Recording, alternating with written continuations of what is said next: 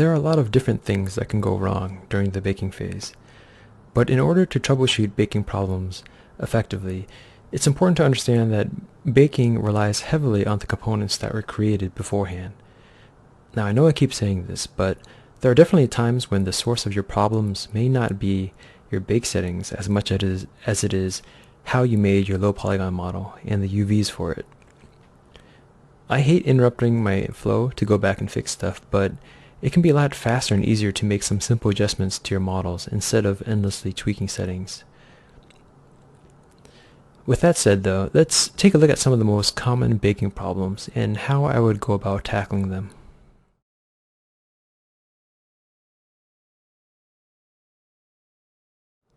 There are some interesting situations that you may run into while baking that may not turn out the way you would expect.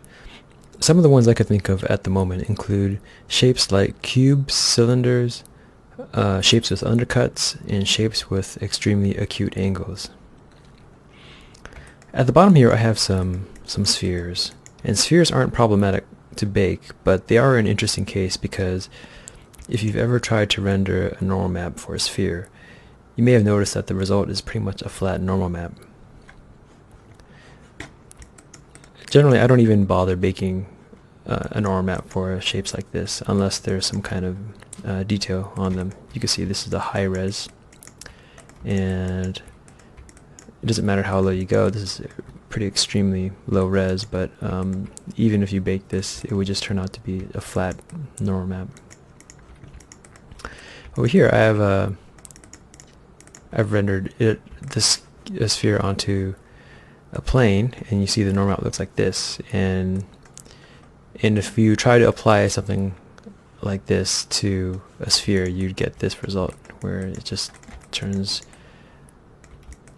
it looks like it's getting magnified way too much and incorrectly. So yeah, for spheres, don't worry about normal maps. At the top here I have an example of some cylinders, and cylinders have historically been kind of a problem for rendering, especially in normal maps. You can see here that in the center I have the high resolution model, and then on the right here is what I initially built for my low res model. And if you just bake it as is, this is kind of what you get. If you look at it at an angle, these details look pretty good, but if you look at it head on, you can see the problem, and that is the dreaded wavy lines that happen along pretty much any kind of these horizontal details. And that's not the only problem here. Some other things include it not really capturing some of the detail down on the bottom, and here this groove here, you can see that it looks pretty shallow, and this inset, I wouldn't expect it to make the shape of the inset, of course, because it's just a normal map, but what is there is pretty shallow looking. It looks pretty thin. So to deal with wavy lines, there's a few ways to go about doing it. I'll show you the quick and easy way first, and that is actually, let's take a look at the normal map for this first, and that is what here. This is what this looks like. You can see the waviness is pretty apparent.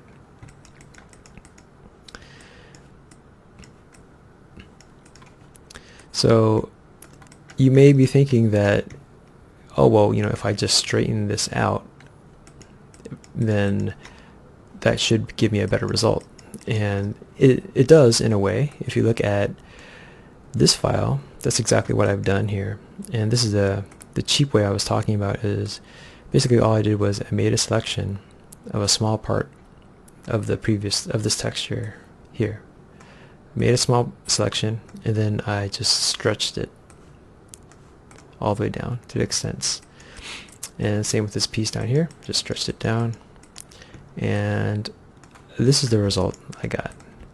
You can see it did fix some of the problems. The waviness is gone for the most part, but it introduced a few other problems. If you look at the edges here, you can see some artifacts appearing where I stretched parts of the texture where I probably shouldn't have on this end as well.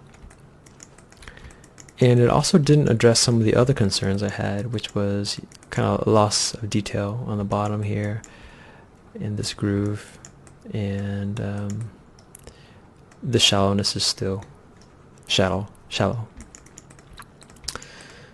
A better way to handle this problem might be to use something like this, where you add geometry along the edges.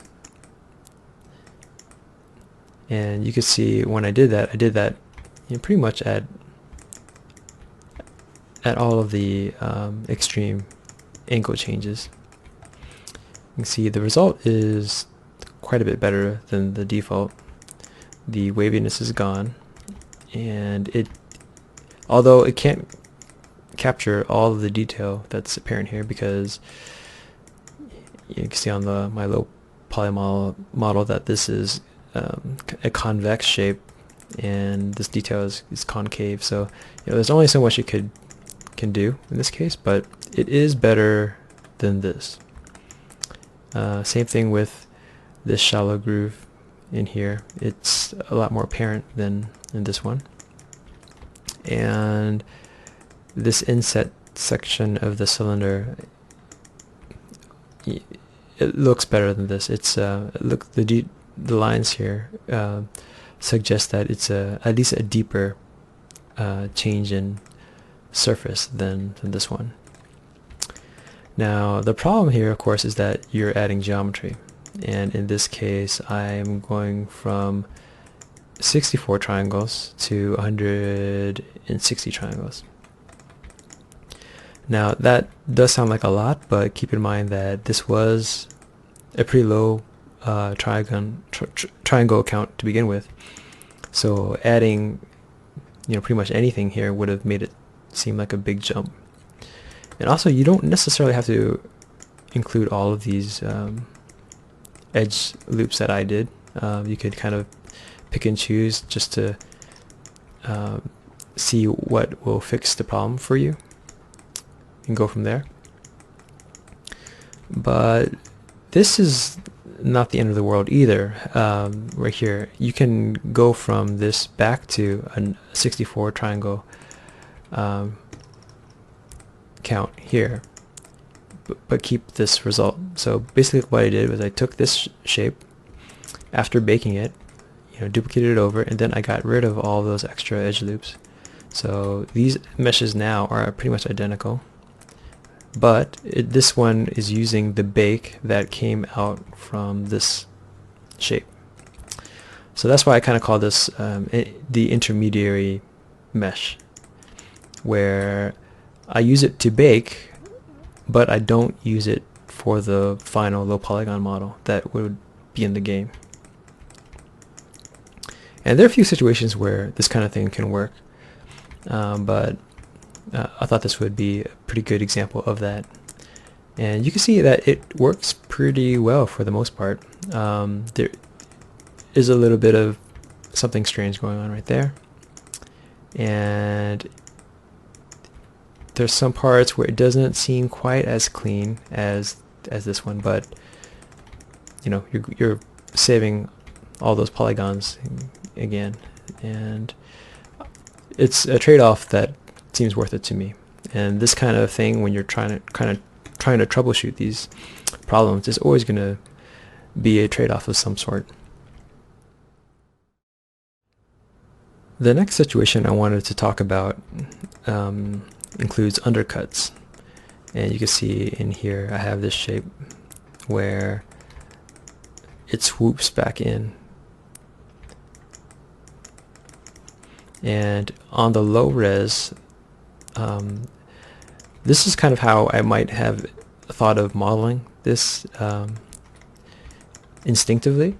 It's just to capture the big forms, and you see I don't have anything modeled in there to capture that undercut in there. But so this is the result, where you can see there's nothing being captured there, the normal map it isn't able to make up for the lack of geometry in there. And you can see over here, this is a slightly edited version where I added some more geometry in there just to, I mean, it doesn't match exactly the shape of the high res, but it's enough to fake it. And then I have some control edges going along down here just to make sure that more of the detail towards the bottom gets caught in the normal map. You can see over here that all along the edge it's pretty shallow and doesn't look very convincing, but this one, I mean, I'm not even moving the geometry anywhere. I'm just adding some geometry along the edges, and that's enough for the neural map to work with to create a better result. I mean, it's not perfect either, but it's only adding, let's see, well, it's going from 20 polygons to 40 polygons. And I mean, that sounds like double, but again, keep in mind this was super low res to begin with. And lastly, the example I have here is of acute angle changes. See, this angle change is pretty extreme, and the way it's instinctively I might have thought of to model the low res shape, it would be like this. You know, using as few polygons as possible, but still capturing the idea of that high res. And you know, this doesn't look too bad, but the problem here is that you can see on the top edge that the normal is stressing quite a bit to try to get this change in direction, so it looks different from the high res right there. And depending on the lighting situation, this might not be that bad, but sometimes it can look like the edges are lighting and shadowing in a very odd way, and it can be a kind of a distraction. And also, I'm missing this this shallow depression here. It's not being represented very well. And on this one, I have made some simple edits. It's only adding, well, it's going from 8 to 22. I guess it's not a tiny difference, but it's still pretty modest. All I did was I added another edge on top and encircled or put edges around the detail that I wanted to keep, and I just poked that face in here and just put it in, and you can see this result is quite a bit more convincing than that one. The angle change on top looks pretty good, and the depression is captured convincingly. I mean, it does fall apart slightly when you go to extreme angles, but you know, this kind of thing is only meant to be viewed at a distance anyway, so you know, this is a pretty good compromise. And especially if there was no depression here to worry about. I mean, I could have just gotten rid of this whole thing, and all I would have added was just this one edge. Well, that's about all I have for now in regards to common baking problems and how to fix them. I'm sure there are many others out there that I have neglected to cover, but hopefully what we've gone over here has given you some ideas on how you might be able to go about fixing problems in your own bakes. I think the easiest solution a lot of times is to simply add more geometry.